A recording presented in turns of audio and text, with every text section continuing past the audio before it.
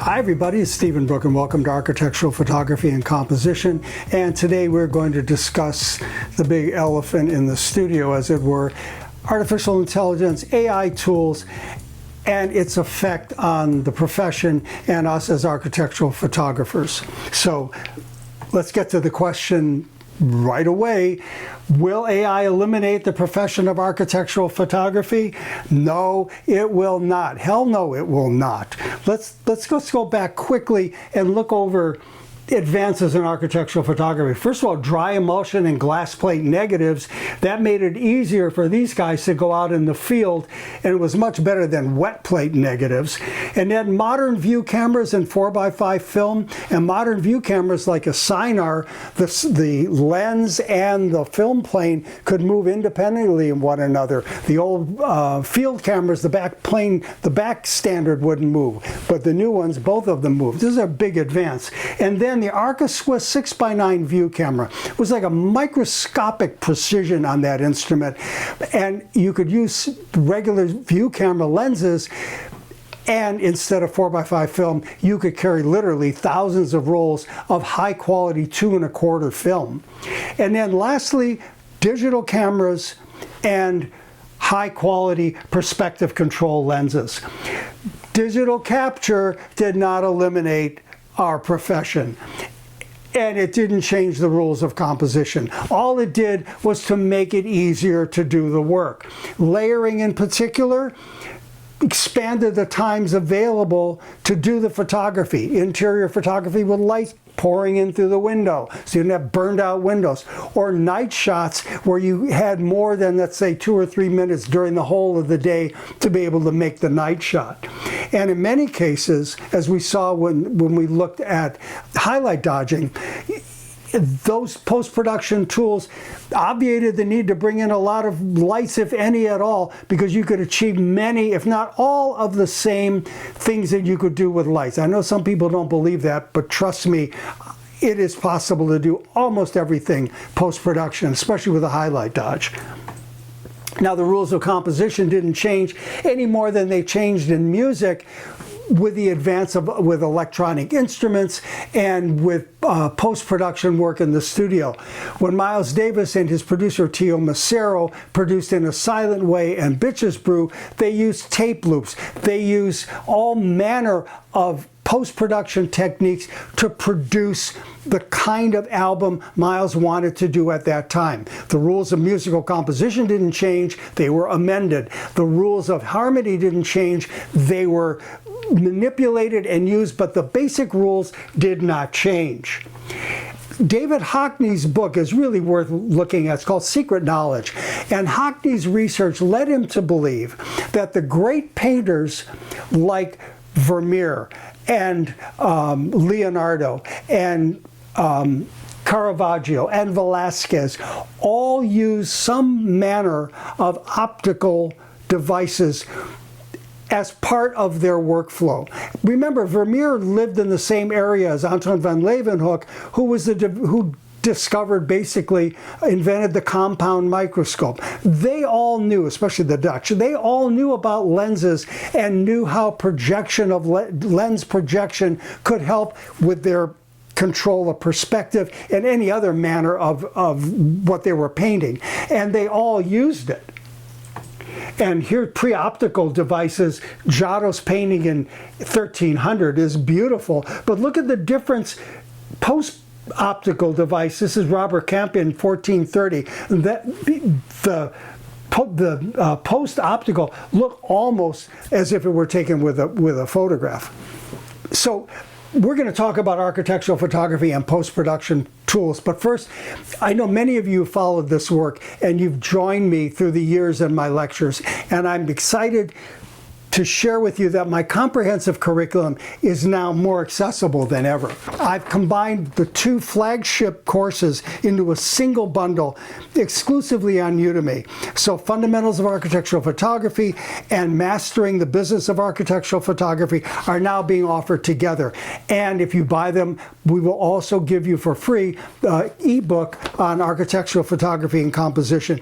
And it's been called by many the Bible for the industry because it contains contains every principle, technical detail, and compositional principles that I've developed throughout my career. So I invite you to take a look at this. You can go to a link in the description and take this next step for your development. Let's begin to elevate your work together. So part of that work is going to involve post-production AI tools. And I'm not supporting this to promote laziness. And I'm not saying this is a substitute for lack of planning or precision. I saw a post, I think it was for a post-production AI-infused app, and its title was something like, "Is this the end of real estate photography?" Well, it was a grossly underexposed image, and they ran it through this program, and all of a sudden here is more or less a properly exposed image. But it was also a lousy photograph, just brighter. It was wide-angle lens, distorted, up too high, not on axis.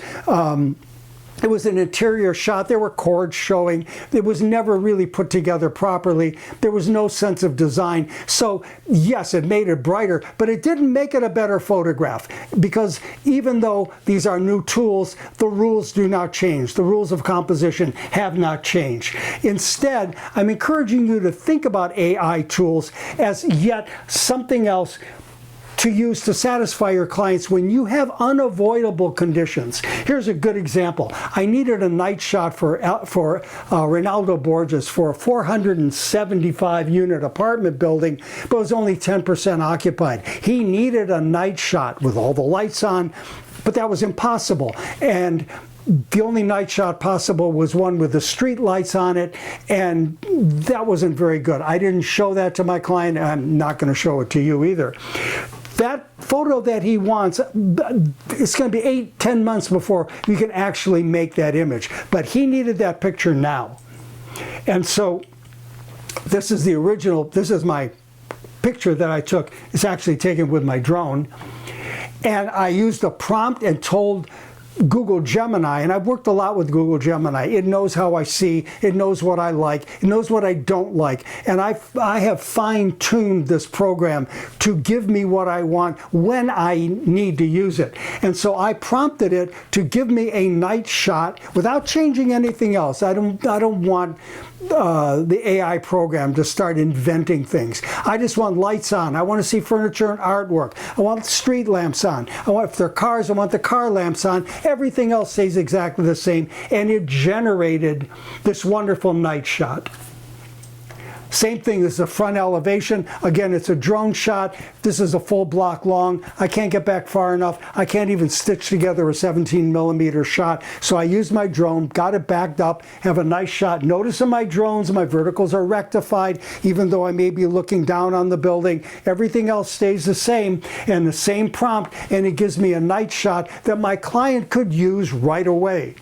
Now, the other problem was with this building ownership, they wouldn't let us shoot inside at night, and there was no arguing.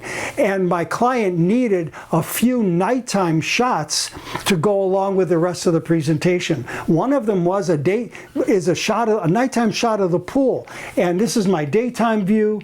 Here's my nighttime view generated with Google Gemini. This is the reception area. We needed a night shot of that.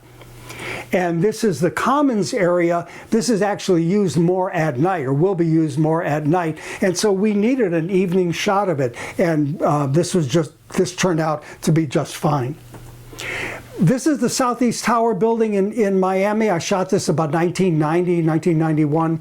And my friend Dennis Jenkins, interior designer who worked on this project, we're doing a book together on his work on the tower. He said, wouldn't it be great to have a night photo of the building? Well, you can't do that now because of all the development in front of it. You can barely see the top of the building with everything else around it. So I did the same thing. I went to Gemini and had it generate a night photograph that I absolutely cannot take now.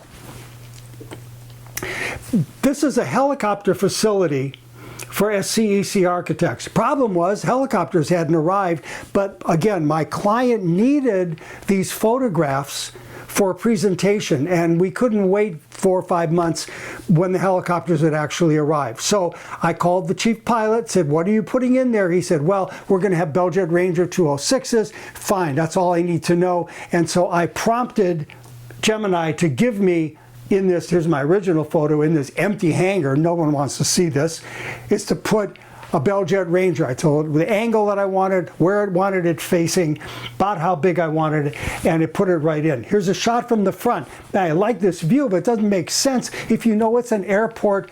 If it's a helicopter facility, you need a helicopter. Same thing from the front. I like this shot. It's dramatic, love the color, but there's no helicopter. Now there's a helicopter. Photographs saved my client from having the expense of sending me back out again, and it gave them an opportunity to use these images right away in their marketing. Again, my compositional paradigms don't change. Everything I do is still as exact and precise as I can. I just use these tools to do something I was unable to do in the field. Here's another good example, a pre-occupancy residential project for Giselle Kujil. We looked at this before when we did our video on photographing empty rooms.